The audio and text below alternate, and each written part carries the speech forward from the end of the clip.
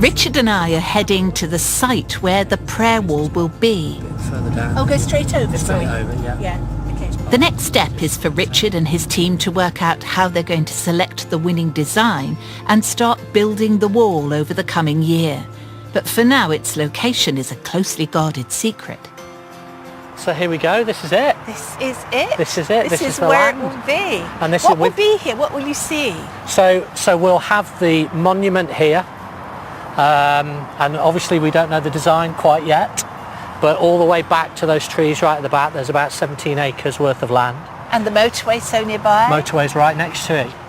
And will you have some sort of support here for people who are very moved by it? Yeah, because I think we'll have a lot of people who are struggling with unanswered prayer. And maybe why hasn't God answered their prayer the way they expected? And so we'll have some chaplains about that will be there to support people and help them through. I'm hoping that people who drive past, maybe they are experiencing a storm of life or they've just had a diagnosis, that they'll be able to drive in and find a brick, find an answered prayer that relates to their circumstance, and that would give them hope for the future, that would inspire them and encourage them to find the God who answers.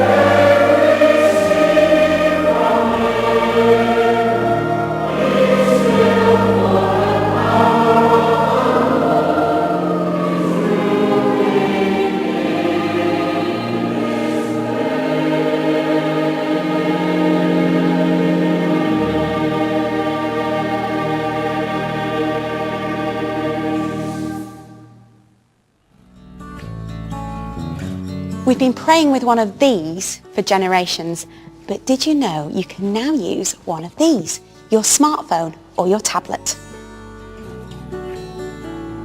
The daily devotions from the United Reformed Church is a way of praying together each day. Every morning at 6 o'clock an email is sent out with a reading, a reflection and a prayer for the day. Traditionally, Christians were supposed to say their prayers before they did anything else. Increasingly, that pattern of discipline just isn't possible. People live complex, busy lives, and with the advent of new technology is one very easy way to allow people to access some of the most ancient traditions of the church, which is daily prayer and biblical reflection. Sometimes I might wake up feeling anxious about what the day might bring, And reading the Bible, reflecting and praying helps me to steady myself on the path and know where I'm heading, and I can set off on the day more secure. They have helped people re-establish or even establish a daily routine of prayer and reflection. And people write in and tell me that they've been going to churches for years, but the daily devotions have allowed them for the first time in their Christian lives to establish a discipline where they pray each day. It's in prayer that we kind of reset our spiritual clock. We sit where we truly belong in the presence of God. And it's from that place that's strengthened by God's love and secure in the knowledge of God's grace, we can step out into the day and into our lives. So for me, it's vital.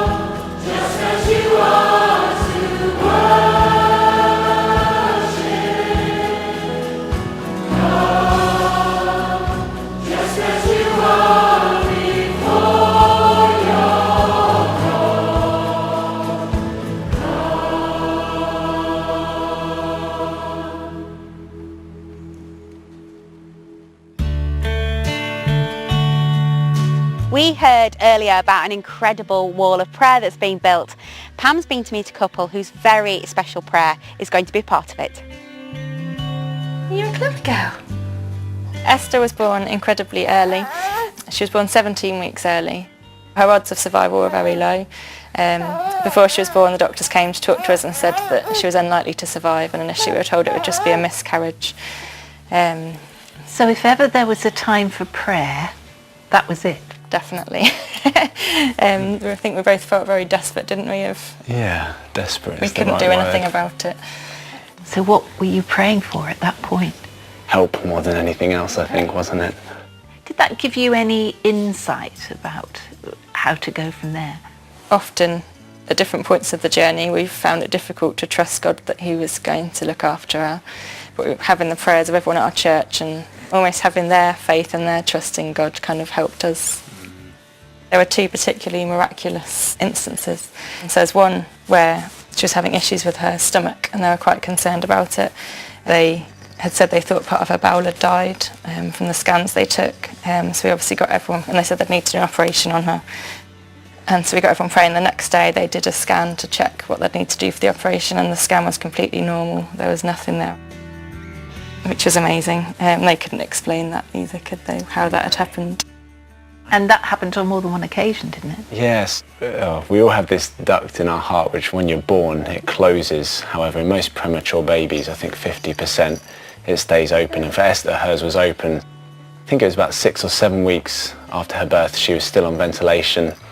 and she wasn't doing very well, and we had this horrible Sunday morning where we went in and she was really struggling and they had to change the tube in her ventilation, which was always a horrible experience. And then we had the conversation with the head consultant.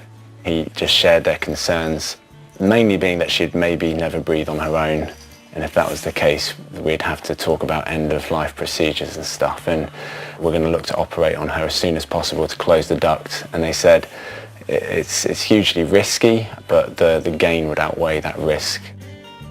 And so yeah, I guess we're just praying that God could close a duct, but equally if it was his will that she'd have an operation and he'd keep her safe, we'd believe for that. And so I went to church that afternoon, and I hadn't really had time to process any of this, and so I went to the front and just shared, and everyone came and prayed for me and for the three of us. And then just after they prayed for me, the worship leader who had planned obviously all the worship, he had no idea that all this was going on. The next song we sang had the line, "It's your breath in our lungs, so we pour out our praise." At which point Daddy had a bit of a cry. But then the next day we get to hospital and they've done the scan and they said, good news, but the duct has begun to close on its own. And then the following day on the Tuesday they scanned her and it closed completely. And we're just left amazed at our really gracious God, that he cares so much and would step in such a big way. How does the future look for her? Yeah, it's looking good. So she keeps seeing a consultant for a little while, but they've got no concerns at the moment. They're very happy with you, aren't they? So are you still praying? Every day still, and I don't think we'll ever stop.